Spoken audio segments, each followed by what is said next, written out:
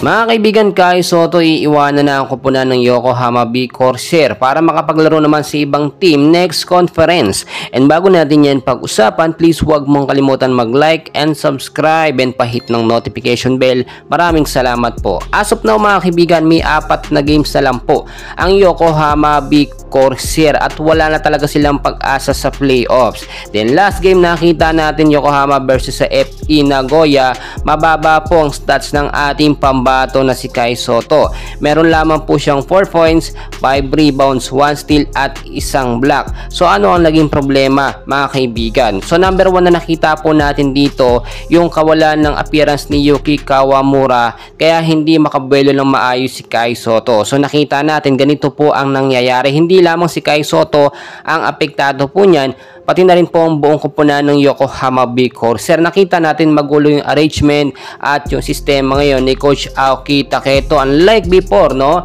Nung mga nakaraan pa na may pag-asa pa sana sila makapasok. Ang ganda po ng sistema noon ni Coach at ang akala nga natin ay magtutuloy-tuloy ang kanilang consistent win, no? At makakapasok pa sa playoffs. Pero lumabas yung problema nung makaharap nila ang malalakas na team dito sa Japan B-League. So ang sinasabi natin mga kaibigan, wala nang chance ang mag-renew pa o maglaro pa next conference no, or next season itong si Kai Sotto dito sa Yokohama B Corsair.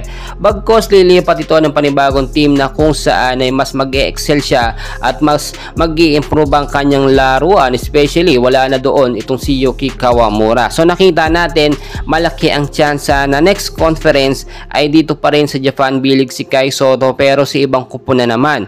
Hindi na po siguro yan dito sa Hiroshima at sa Yokohama dahil nakita naman natin hindi nagkakaiba ang sistema ng Yokohama kumpara dito sa Hiroshima Dragonflies. At kung makikita po ninyo, nagpaparamdam din sa ating pambato na si Kai Sotto yung mga top teams po dito sa Japan B-League matapos silang makita no, yung mga double-double na points or puntos ng ating pambato nitong huling mga laban. Doon natatalo talaga, sunod-sunod yung talo ng Yokohama, pero maganda naman noon yung mga stats ni Kai Sotto. At tulad din ng ating sinasabi, ito yung dapat pang i-improve ni Kai Sotto, yung pagiging consistent ng kanyang play.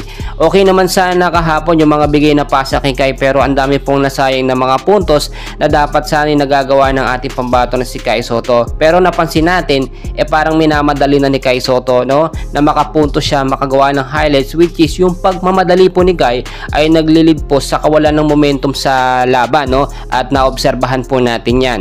So ngayon, no, malabo na po na maglaro pa sa Yokohama si Kai. At itong NBL Australia, medyo malabo na rin po kasi yan at nakita naman natin magiging problema kung diyan siya mapunta, especially kapag pangit na naman yung sistema ng coach at ibabang ko na naman si Kai. Dito po kasi sa Japan B-League pinapahalagaan si Kai Sotto, especially yung mga naiambang niya.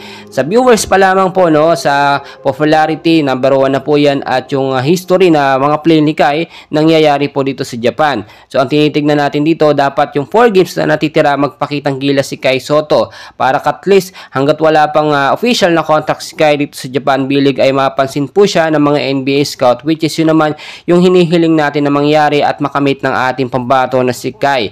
Well mga kaibigan, marami pang kaganapan, so abangan po natin yung next game na po ng Yokohama B Corsair, no? At sa April 27 po yan, Sabado, no? And please huwag niyong kalimutan mag-like and subscribe mga kaibigan. Maraming salamat po.